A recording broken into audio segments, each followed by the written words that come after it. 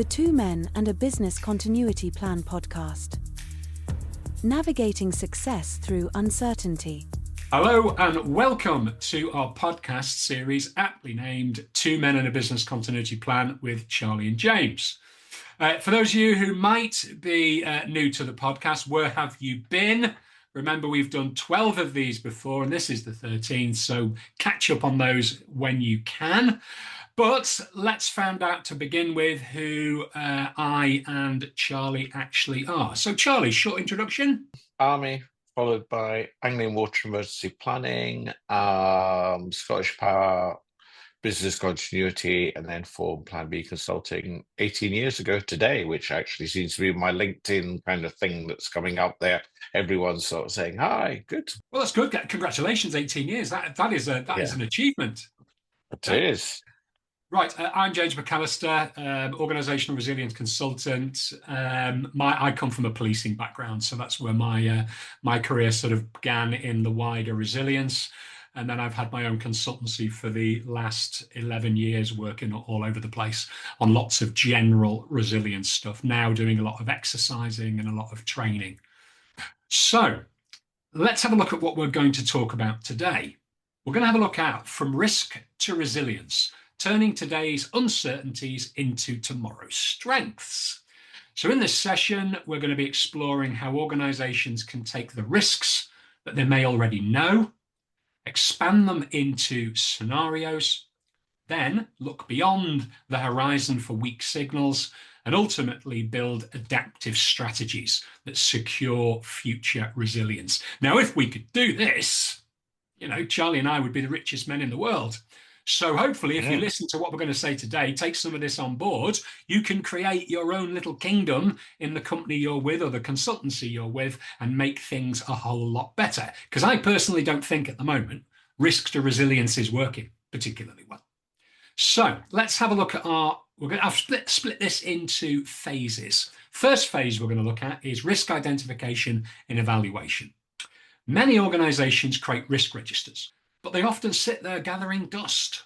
What does good risk identification actually look like in practice, Charlie? Well, there we are. I always have a slightly uneasy relationship, I think that's the right word, with risk. I think it's, as you say, I think it's something that lots of people do badly. And I sometimes wonder in business continuity terms, how useful it is. Pandemic risk pre-pandemic was the top hat round, biggest likelihood, biggest impact. Everyone agreed to it. All the risk registers were there. Did one person do anything about it? No. Was anybody prepared for a pandemic? No.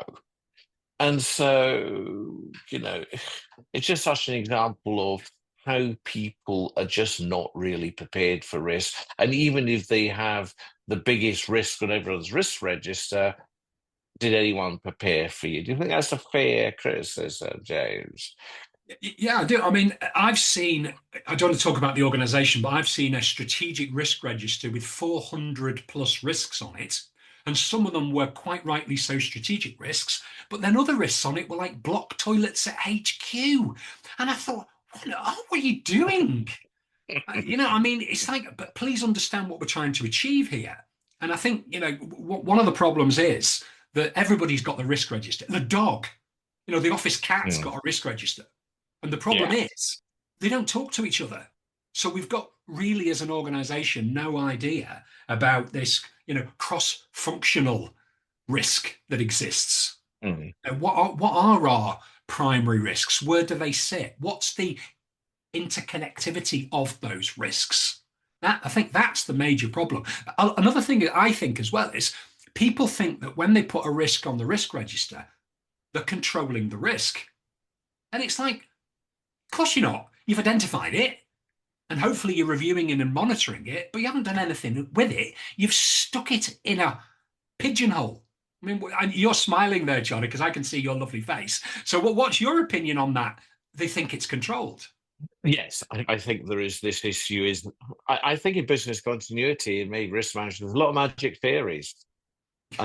That's not a comment on people. That's just They think there are these mythical beasts that say, come in the middle of the night and say, ooh, they put that on the register. I'm going to go away and mysteriously do something and mitigate and do something about it. But I think that there's always a very long debate in business continuity. First, when you identify your risk, and then we have a go into a massive argument about likelihood. And there is the argument people have 3 by 3 matrices or 5 by 5 matrices.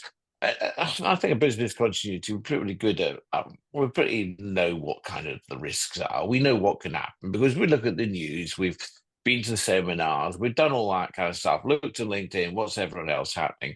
But we always have that issue with likelihood and whether, and if you're an actuary, then you do look at likelihood and you go through and say, what's the chances of this building burning down in Manchester? And you can look at all the data and you can get a fairly bit.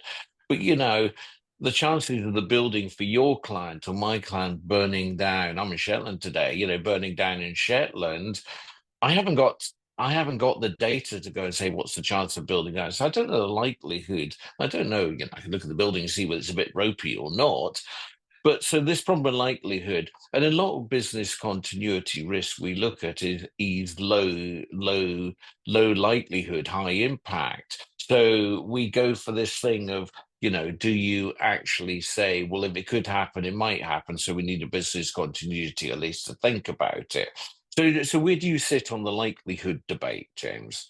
Well, I think likelihood's all down to research.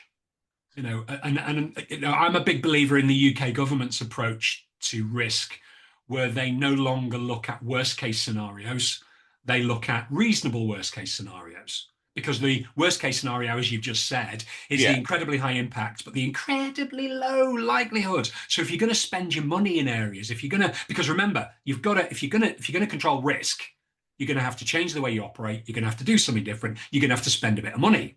So what the UK government are now very, very keen on, well, now the last 20 years have been very keen on, is if you've got limited budget, you've got to think of the austerity measures that the UK have been, certainly in a governmental perspective, have been dealing with for almost 20 years now.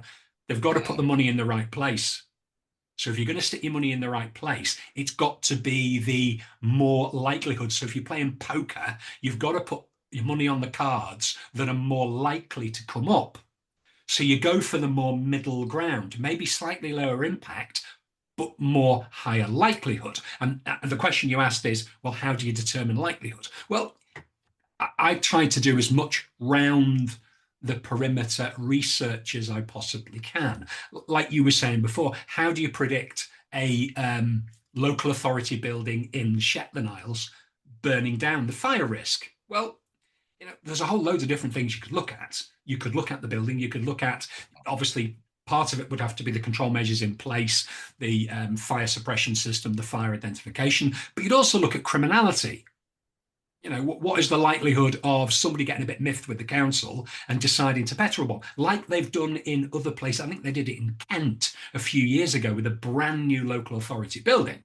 So Oxford, I think it was. Was it Oxford? Well, I mean, it was Oxford. There's just, it's not just a case of let's look at what we always look at. I think you've got to look a little bit wilder, and I love a bit of research. So I think likelihood is all based on the level of research you're prepared to do. But clearly, it's still a little bit of a wet finger in the air because you are trying to use a crystal ball to predict the future, and you can't. And I think the problem has been as well in the past. We look to the past to predict the future, and you can't. But I think there's another thing. I like the bit where you do worst case. And I always say, isn't the worst case scenario, isn't it a meteorite hitting the Earth and wiping out the whole of Earth and splitting in two? Isn't that the worst case? Is there any worst case in that? There isn't, that's it. And actually... What can you do?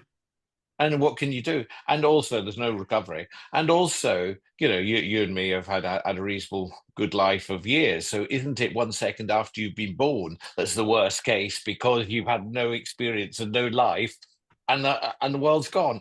So to me, the worst case, yeah, I think there is a reasonable or extreme but plausible. I quite like that. Some of those things are useful. I think worst case scenario is a little bit of a nonsense because, how many worst case scenarios we talk about the building burning down, but how often do we say, well, actually, all the people in it? You look at 9/11, the building burned down with all the people in it. Yeah. So, but we shy away from that kind of death and destruction, especially in kind of if we're nice officey type organizations. You might get death and destruction if you're an oil rig in the middle of the Gulf of America or Gulf of Mexico, which one you want to call it. But you kind of get more death and that's sort of more acceptable. We in offices, oh no, we're never going to go. Worst case, not about anyone, all Yeah. the people. So I think worst case doesn't work for me. But let's try going somewhere else with risk then. What about black swans? Well, So black swans are but risks, but they're really bad. But when they happen, everyone says, "Oh, we should have thought of that." And if you say things like 9/11, 2008 financial crash, the ash crisis, everyone said, "Oh, we should have thought about those," but no one did. No one had we prepared did. for them. We did, though. In which We one? did. To think that, trust me, having come from a terrorism world many, many years ago, Yeah. to think that people wouldn't fly planes into tall buildings is ridiculous. And Well, they did do whether you it. watch all the conspiracy theories or whether you watch all the films, that it was out there, all the clues. And remember, risks are clues. If you think of it like Yeah, an yeah, but you have investigation, the clues are there, and nobody is going to come up. Nobody like John Cleese, the famous one where he slaps you across the face with the big fish, and you wake up, slap. Nobody comes and hits you with the risk big fish. The clues are out there, but the problem is, like the financial crisis. My God, please don't get me started on the financial crisis and the fact that nobody listened to anybody in risk who was saying, we're lending money to people who can't afford to pay us back. It's ridiculous. You're sacked because we love making the money. I think the clues are there. Of We're course, the clues are just not looking at always them. the clues are always there. And that's the thing about blood. And everyone said, "Oh, we should have noticed that the clues were there. Why didn't we do anything about it?" But it is very typical of those events. It's only after the events everyone says the clues are there, because of what future events are coming up in the next 5 years, which we should be saying in our risk management thing. The clues are there. We should have seen that. Well, Yeah. what are those events? I Well, don't know. I don't want to get started on AI again, but eventually AI, and it's not that far off, Well, will be maybe, doing a bit of this for us. Because it's going to be the problem is with the human brain is we have bias, yeah, and yeah. sometimes that bias is greed or the commitment bias to various things, but we've got all these different things going in. Well, hopefully AI can do it a little bit more independently, where it may well, you've still got to make the decision because the AI will go, hey, here's a risk, and you go, no, that's not a Yeah. risk, let's not bother about it. But I think we're going to get more independent analysis going forward on a general basis, not where we rely on governments to do it for us. But I think we're Yeah. going to be able to do much more with risk, or risk managers are, and then we're going to do it with a small r. But I think that's going to help. I think one of the things where you can do risks is when it is a known event. And I know, did you do the Olympics? But things like the Olympics, you know that there is a strike going to happen, or normally a transport strike. We just had one in London a couple of weeks ago. If you've got things like severe weather, the beast from the east, and so those are things that are pretty much probably going to happen. And so those are risks that are coming your way, which you can prepare for. And I've had quite a few clients with, we had Commonwealth Games in Glasgow, when we've had what is it? Not the G8 COP thing. and the Yeah, G8 at Glen G8, and Eagles. then Yeah. the COP thing. You know, you knew there could have been disruption. You knew that event was pretty much going to happen. So that to me is where we come. I think we're going to come on to horizon scanning. That is where you see those known events where you can actually say, yes, we can start looking at how can that disrupt our organization? How could this stop our organization delivering the service? What are the risks associated? What do we need to do to mitigate them? To me, that's a good use of risk management. You don't know that there was going to be a riot in Glasgow at their Commonwealth, or that the COP, but there has been in the past. That's a reasonable one. Sorry, yeah. Yeah. No. I mean, I think you're linked to research, because whether you call it horizon scanning or whether you call it environmental scanning or whatever you call it, it's still basic research. It's thinking about the topic of our event, whatever it is we're doing, whatever business line we run in that geographical area. It's maybe thinking about using something like pastel analysis, which we're not going to go into, but basically pastel is a mnemonic for political, economic, social, technological, legal, and environmental trends, and then using those as your research focuses, and then looking wider than internal. Because as we know, the good practice guidelines, which Charlie and I love to bits, is very keen on internal BIAs doing the internal stuff. And I think it does an amazing job. And then outside the organization gets a little bit woolly. Now, I know when I'm teaching, I love a bit of horizon scanning, and I love research. And I think that's where that really helps, to go outside the organization and think that little bit further. Things like, I've been selling this concept that I've done with the UN and humanitarian stuff I've done in the past, called prospection. And prospection is all about trying to predict the future. So you look at what's going on, and I don't think you can impact on the now, but you can have an impact on the then. The problem is trying to predict the then, what happens next. And they use this thing called prospection, which you use your expertise to think, or other people's expertise to, okay, we know that could happen, but what else? What further? What does that mean? Quite often people think like, there's going to be a protest. Well, yeah, but does it mean anything to you and where you do your business functions and where you operate? I mean, I worked with a client once who, one of the terrorist attacks in London, they're 6 miles across London, and they evacuated their entire site and tried to send everybody home. Why? Why? Well, there's a terrorist attack. Yeah, I know. But what did it mean to you? Did it put your staff in danger? Well, there could have been another one. Well, we can all play the what if game. What if?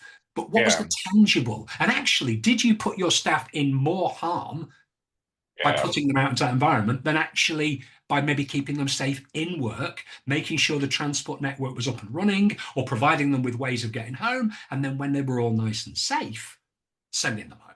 So it's all about, it's all about information to intelligence, I think. And this is where I think the private sector, struggle a bit with information to intelligence. And this is all about horizon scanning. And scenario planning, in a way, is, what does it mean? How is this scenario, what we think might evolve? How would it actually evolve?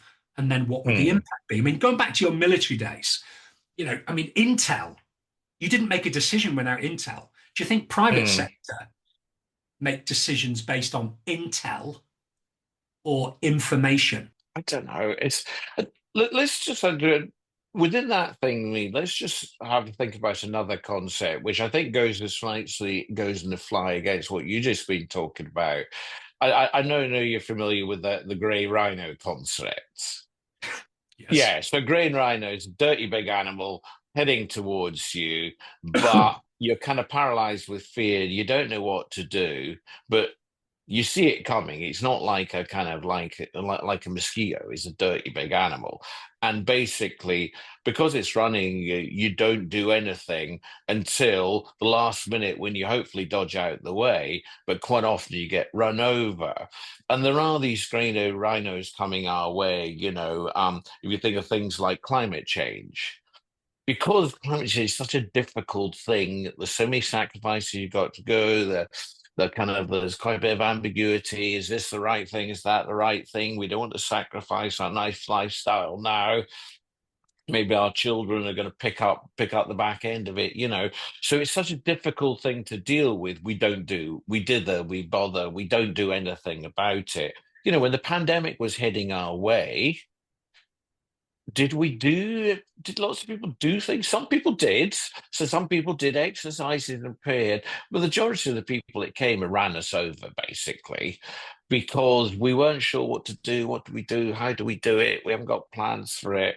But And, just you need for things like the climate change and for pandemic, you need I'll planning just throw in assumptions. AI there as well, because that's another thing that's coming Well, the towards dangers us, of which AI, is no, on the too absolutely. difficult Yeah. on the But too those kind of things, difficult you need pile. planning assumptions. And the problem was, if you don't get planning assumptions, it's really difficult to come up with those what do we need to plan for concepts on things that Yes. are monstrously large. I mean, I think I have mentioned this before. If we go back to 2008 9, H1N1, I was involved Yeah. in pandemic flu planning there. And the UK government at the time were absolutely brilliant under the guise of the World Health Organization with giving us 15-week cycle planning predictions, where they gave us a percentage of staff being off, impact factors, this, that, and the other. This time, nothing. Yeah. Climate change, apart from, Tony Blair and Ed Miliband and other people getting on the bandwagon saying, yeah, climate change, and that Greta Thunberg banging a drum Mm. about it. Nobody's given us any actual tangible, this is what it's going to look like. This is when we think it's going to happen. This is going to be the impact on businesses. This is what you need to do. Because it certainly isn't, let's all invest in EV cars, Yeah, which but is I ridiculous. think. That's just money making by the moguls out there. That's not going to But I stop think climate change. I think with climate change, I did some when I was in Aruba a couple of months ago. They asked me to have a look at climate change. I think they had to produce a paper on it. And one of the things we did, I did some research on that, and we worked out the research seemed to be basically in the Caribbean, the tide is going to go up by about 60 centimeters by 2050.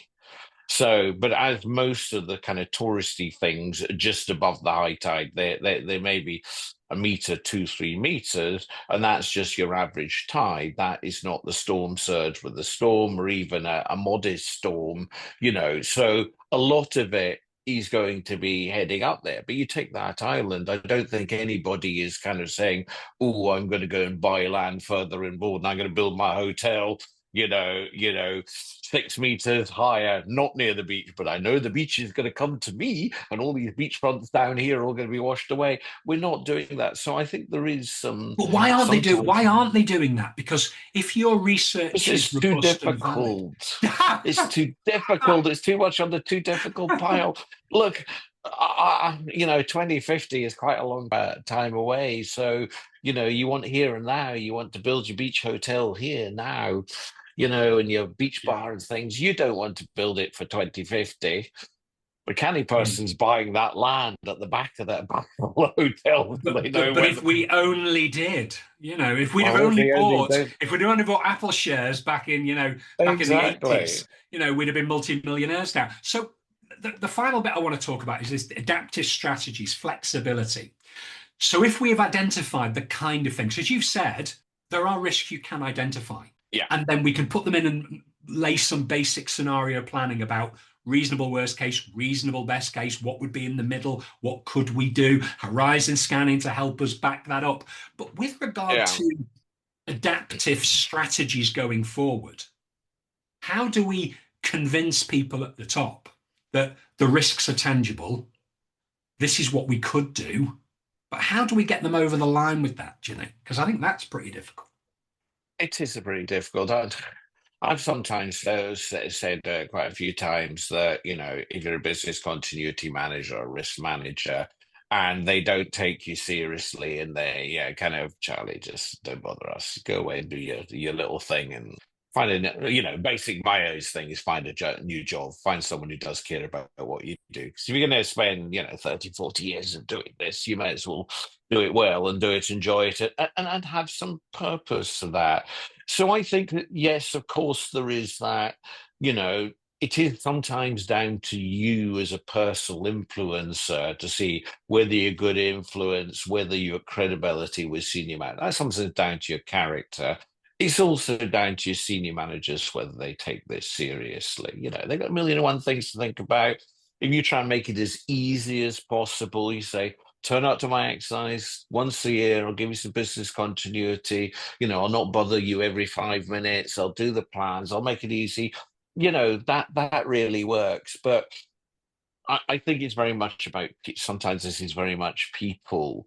I spent a long time, you know, I had a friend whose company really needed business continuity. Could I persuade him to do it? Took me about 10 years to persuade him to do it. Eventually we got some work. But I think it's people either get it or they don't. And if they go, oh, well, it wouldn't happen because we've got, oh, we're not going to have a cyber attack because we've got this system and that. So it's never going to happen to us. So, you know, and then you get into an argument like that. And I just went, whoa, you know, I'm not getting an argument to we know the Titanic sank. And it was an unsinkable ship and it still Yep. sank. So, you know, getting into an argument about this, and I'm sure you've had the same argument, people, oh, it would never happen. It wouldn't happen this way. We got this. And it just is one of those arguments, is a waste of time having. Yeah, and it brings it back to that lovely point that, you know, we always discuss, which is the risk appetite of the organization. Yeah. You And know, and how they see this. But it's interesting as well. We were just talking beforehand about the West Nile, the cyber attack. I was speaking to their IT guy there, and a lot of people are spending a lot of money on, you know, preventing the attack. And he's basically like saying, how much money? Yeah, if you spend a lot of money, you'll protect yourself better than the person who hasn't spent a lot of money. But you're actually, often your money is well spent in recovery, in being able to recover after the event. Because, you know, your defenses can be overwhelmed, but if you've got good plans, you've got some good strategies, you spent some money on maybe two of this and two of that, you know, you got some dueling. That's when you start to get the resilience, and that's when you recover quickly, and that's where often the battle can be won, in the recovery, as opposed to, you know, building your defenses higher and higher and higher. But then the next incident's the one you never thought of, and it comes in the left flank. We never back to you know, black swans. It's the one we haven't thought about.